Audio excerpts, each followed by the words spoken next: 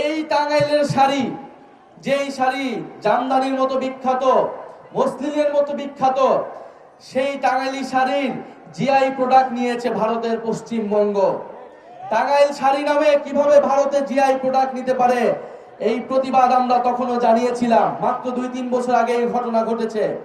কেন ঘটেছে? কারণ আমাদের দেশের সরকার, আমাদের দেশের মানুষ টাঙ্গাইল শাড়িকে, তার শিল্পকে পৃষ্ঠপোষকতা করতে পারে নাই, পুরা বিশ্বের বুকে তুলে ধরতে পারে নাই। আমাদের যে জাতীয় সম্পদ, তার মর্যাদা আমরা দিতে পারি নাই। টাঙ্গাইল শাড়ির জিআই প্রোডাক্টের সত্য কখনোই ভারত নিতে পারে না। অবিলম্বে তা প্রত্যাহার করতে হবে, আমরা এই দাবি জানিয়ে গেলাম। আমরা তাঁত শিল্পকে পুনরুদ্ধার করতে চাই।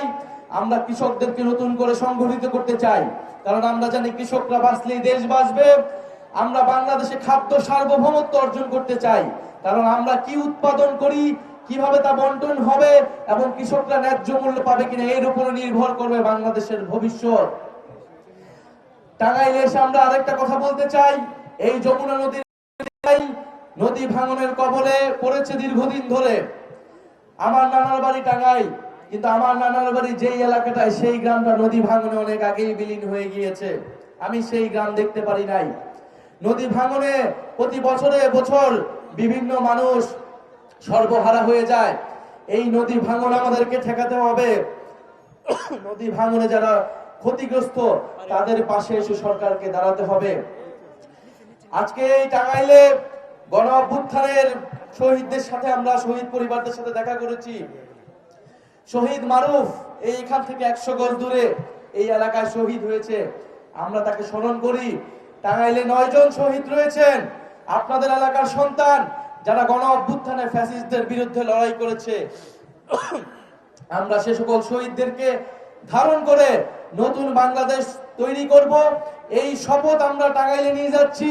মাওলানা ভাসানীর যে অসমাপ্ত কাজ, মাওলানা ভাসানী, শেরে বাংলা ফজলুল হক, আবুল হাসিমদের যে প্রত্যাশিত বাংলাদেশ, সেই বাংলাদেশ আমরা তৈরি করব, এই শপথ আমরা নিচ্ছি।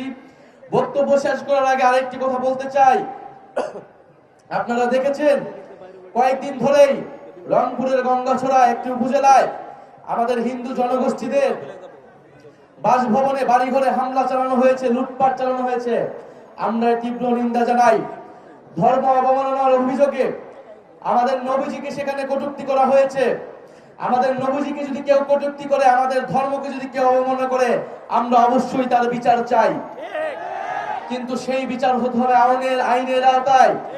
আইনের প্রতি আমাদের শ্রদ্ধাশীল থাকতে হবে। কিন্তু সেই ঘটনাকে কেন্দ্র করে যদি সেই সম্প্রদায়ের উপর কেউ আঘাত আনে, সেই ঘটনাকে আমরা কখনোই মেনে নেব না। আমাদের ধর্ম এটাকে পারমিট করে না। আমাদের ধর্মে বলা আছে, পিতার অপরাধের জন্য পুত্রকে দায়ী করা যাবে না, পুত্রের অপরাধের জন্য পিতাকে দায়ী করা যাবে না। অন্য ধর্মের উপর আঘাত দেওয়া, আমাদের এই নবীজি আমাদেরকে এই শিক্ষা দেয় নাই। নবীজি সবসময় অন্য ধর্মের মানুষের নিরাপত্তা নিশ্চিত করতেন। ফলে এই ঘটনা যারা ঘটাচ্ছে, তাদের উদ্দেশ্য ধর্মীয় নয়, তাদের উদ্দেশ্য রাজনৈতিক, তাদের উদ্দেশ্য সাম্প্রদায়িক, এবং তাদের উদ্দেশ্য হচ্ছে লুটপাট করা।